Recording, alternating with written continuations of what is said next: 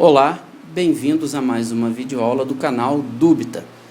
E nessa videoaula do curso de Álgebra Linear 1, nós vamos resolver exercícios sobre bases e mudanças de base. Então nós temos dois exercícios aqui. O primeiro, dados dois vetores U de componentes 2 e 3 e V de componentes 4 e 6, ambos pertencentes ao R2, nós queremos saber se o conjunto X formado por U e V, ou seja, formado por 2, 3 e 4, 6, é uma base de R2. Sim ou não? Vai ser a solução do exercício.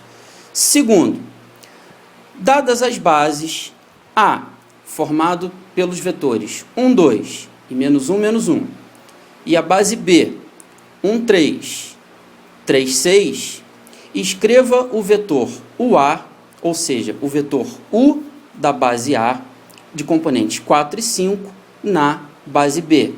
Ou seja, esse é um exercício de mudanças de base. Bom, então a gente vai começar aqui nessa videoaula a resolver o primeiro dos dois exercícios, onde são dados dois vetores U e V pertencentes ao R2 e nós queremos saber se esses vetores formam uma base de R2. Lembrando, o que é uma base? É um conjunto de vetores linearmente independentes que conseguem gerar todo o espaço linear em questão. Nesse caso é o R2. Então vamos lá. Para que U e V formem base de R2, eles devem ser linearmente independentes. Isto é, não pode existir um alfa real tal que alfa vezes U seja igual a V. Ou seja, um dos dois vetores não pode ser múltiplo do outro. E a recíproca também é verdadeira. De outra forma, de uma maneira mais geral, a gente pode dizer que entre esses dois vetores, um não pode ser obtido como combinação linear do outro. Então, vamos ao nosso exemplo aqui.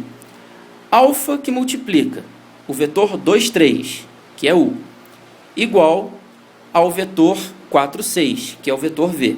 Por que eu escrevi isso? Porque eu vou tentar achar um valor de alfa único, tal que essa igualdade seja verificada. Se isso acontecer, significa que existe um alfa que multiplicado por U seja igual a V. Logo, V seria múltiplo de U, logo o conjunto seria linearmente dependente, não formando então uma base. Agora, se a gente não conseguir encontrar o valor de alfa único, significa que esse sistema é impossível, então os dois vetores seriam linearmente independentes, consequentemente, formariam a base. Então, nós vamos escrever em seguida o sistema linear resultante. 2α igual a 4 e 3α igual a 6. São duas equações. Dessa forma, na primeira linha, eu tiro α igual a 2, porque 2α igual a 4 me dá α igual a 2. E na linha de baixo, 3α igual a 6 também me dá α igual a 2. Ou seja, esse sistema linear tem solução única, que é α igual a 2. Então, a gente vai poder dizer que existe um α, tal que α vezes U igual a V. E esse α vale 2. 2U igual a V. Se um vetor é múltiplo do outro, significa que eles são linearmente dependentes, logo não formam a base do R2. Aqui está a resposta da questão. Agora, nós vamos ver em seguida uma motivação geométrica para a gente entender por que não formam uma base. Se a gente olhar com carinho agora a representação gráfica no plano cartesiano, no espaço vetorial euclidiano R2, nós vamos ver que os dois vetores U e V são vetores colineares, são vetores que estão em cima de uma mesma linha reta, que eu estou chamando aqui de reta R. Isso significa que qualquer combinação linear de U e V vai produzir algum vetor necessariamente em cima da reta R. Eu não vou conseguir produzir um vetor fazendo uma combinação linear de U e V que não esteja em cima da reta R. conforme a gente vai ver aqui matematicamente. Então, se eu escrever um vetor qualquer, W, como combinação linear de U e V, né? Alfa1 vezes U mais alfa2 vezes V. Nós vamos ver que W está em cima da reta R. Então, vamos ver só.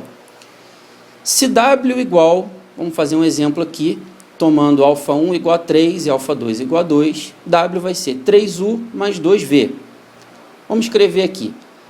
3 vezes o U é 1, 2, mais 2 vezes o V é 2, 4. Isso vai ser igual a 3 vezes o vetor 1, 2, é 3 vezes 1, 3, 3 vezes 2, 6. O vetor 3, 6.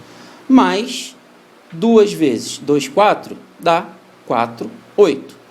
E se a gente somar os dois vetores, 3, 6 e 4, 8, a gente obtém o vetor 7, 14. Não é difícil perceber que o vetor W, 7, 14, está em R, está na reta R. Por quê? Será que eu consigo escrever W como sendo um múltiplo direto do vetor U? Ou seja, será que existe um vetor beta tal que W seja igual a beta vezes U? Perdão, será que existe um coeficiente real beta tal que W seja igual a beta U? Então, nós vamos procurar esse beta único. Se nós o encontrarmos, é porque o vetor W de componente 7, 14 está na reta R. Então, nós vamos escrever 7, 14 igual a beta 1, 2. Isso implica na existência do seguinte sistema linear. 1 vezes beta igual a 7. E na linha de baixo, 2 vezes beta igual a 14. Nas duas linhas, a gente consegue tirar beta igual a 7. Então, o valor de beta é único. Se ele é único, significa que existe um único beta, tal que multiplicado por U, dê W. Então, W é um múltiplo do vetor U. Se ele é um múltiplo do vetor U, ele está na reta R. Porque, lembrando de videoaulas anteriores, multiplicar um vetor por um escalar só faz com que nós obtenhamos um vetor colinear. Nós temos o efeito de esticar ou de contrair e até mudar o sentido, se o escalar for negativo, né? Manter a direção e mudar o sentido do vetor original. Então, se eu tenho beta igual a 7, isso significa simplesmente que o nosso vetor W é 7 vezes maior que o vetor U, mantendo a mesma direção e o mesmo sentido. Logo, eles são colineares, estão em cima de uma mesma reta, que é a nossa reta R.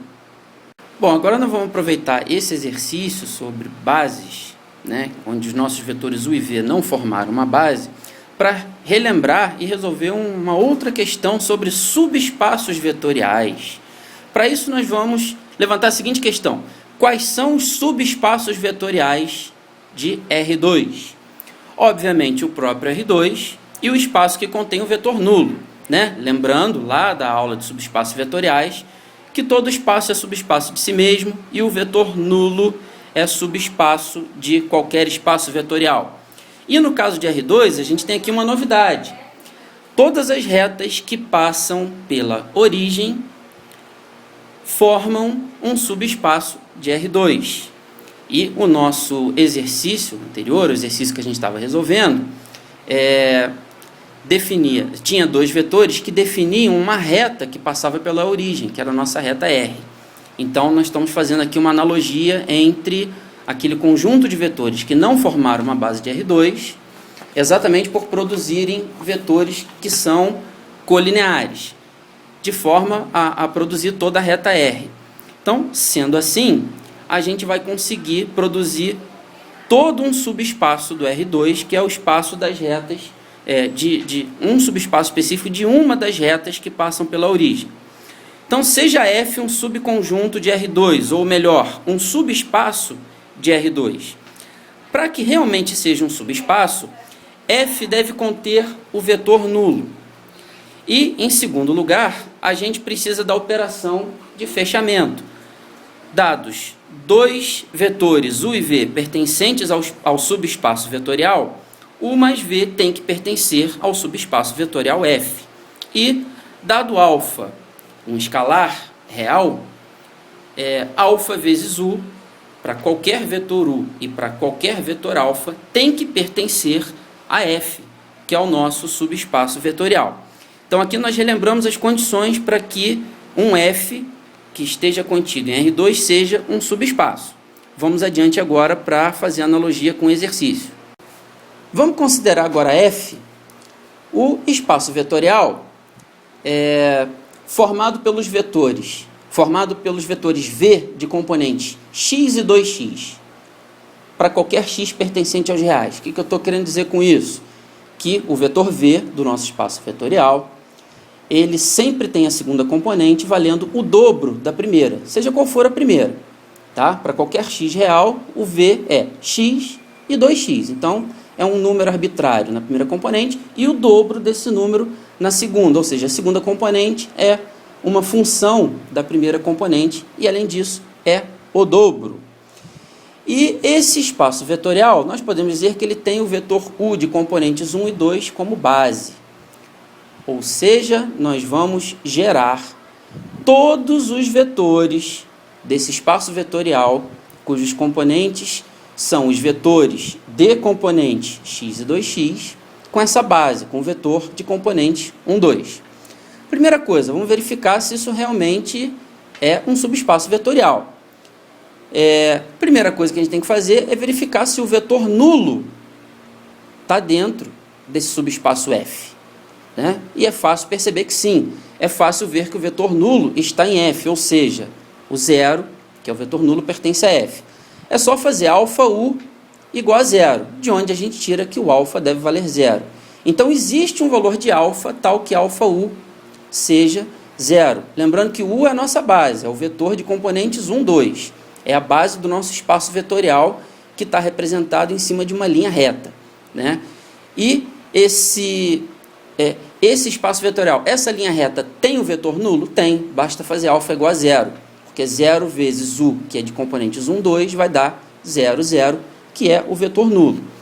E aqui a gente faz uma analogia com a linha reta, que é o fato dela passar pela origem do plano cartesiano. Se ela não passasse pela origem do plano cartesiano, nós não íamos conseguir achar esse alfa, tal que alfa U igual a zero. Como é uma reta que passa pela origem, nós conseguimos achar o alfa.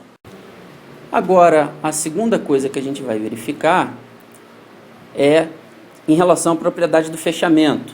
Nós vamos testar a soma de dois vetores pertencentes a F e verificar se esse resultado ainda pertence a F.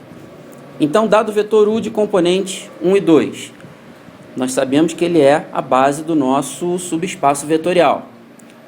Nós vamos fabricar um vetor qualquer multiplicando esse vetor pelo escalar beta. Então, beta U tem componente beta vezes 1, beta.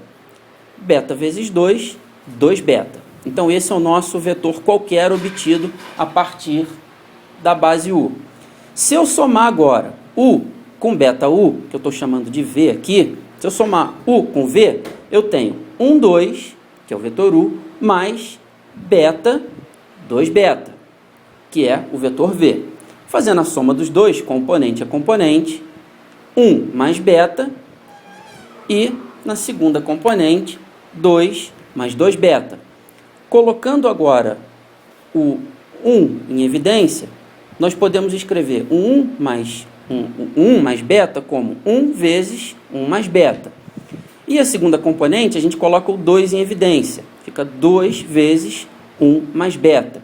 Então, reparem, nas duas componentes do nosso vetor, apareceu uma mesma constante, que é 1 mais beta, que nós vamos chamar aqui de gama. Então, nós temos o vetor 1 vezes gama na primeira componente e 2 vezes gama na segunda componente. Colocando o gama em evidência, nós temos que essa soma vale gama multiplicado por 1, 2, que é o vetor U, que eu disse que era a base do nosso subespaço vetorial. Então, a propriedade do fechamento para a operação de adição foi respeitada, porque eu consegui provar que a soma de dois vetores arbitrários pertencentes a F gera um terceiro vetor que também pertence a F. Então, é subespaço vetorial. A outra coisa que a gente vai verificar em relação ao fechamento é a multiplicação por um escalar. E essa aqui é praticamente imediata. Nós vamos procurar se existe um alfa, tal que alfa vezes u vai pertencer a f. Sendo u a nossa base, o vetor 1, 2, alfa vezes 1, 2 é igual a alfa, 2 alfa. Bom, se nós obtivemos alfa e 2 alfa, fica claro aqui que a segunda componente é o dobro da primeira componente. Se a segunda componente é o dobro da primeira componente, é porque o nosso vetor pertence a f, que é o nosso subespaço vetorial. Então aqui a gente fez uma analogia, né, fechando aqui a pergunta se formava um subespaço vetorial, nós fizemos uma analogia do nosso exercício que não formava uma base do R2, porém, esses dois vetores, o vetor 1, 2 e o vetor 2, 4, eles formam uma base de um subespaço vetorial do R2, que é uma reta R passando pela origem do plano cartesiano. Então aqui a gente fez uma ligação entre o conteúdo de bases, vetores linearmente dependentes, que foi o nosso caso aqui, com subespaços vetoriais, conteúdos de videoaulas anteriores. Na nossa próxima videoaula nós vamos resolver o segundo exercício que foi proposto no começo dessa videoaula aqui. Um abraço então, continuem ligados no canal Dúbita. Você também nos encontra no Facebook, facebook.com/sitedubita e no nosso site www.dubita.com.br. Até mais e um abraço!